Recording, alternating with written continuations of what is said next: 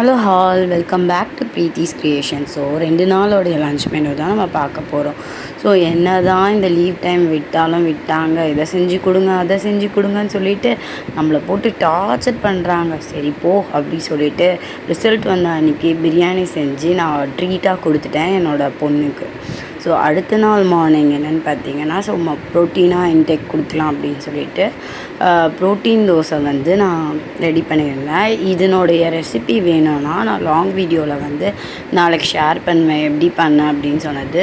ரொம்ப ரொம்ப நல்லா இருந்தது. ஸோ கண்டிப்பாக எல்லாருமே மஸ்ட் ட்ரை. எல்லாருமே பெசலட் மாதிரி அந்த மாதிரி செய்வாங்க.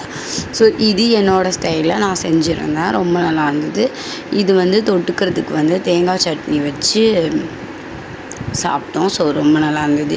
இதுதான் வந்து மார்னிங் பிரேக்ஃபாஸ்ட்டாக நான் ப்ரிப்பேர் பண்ணியிருந்தேன்.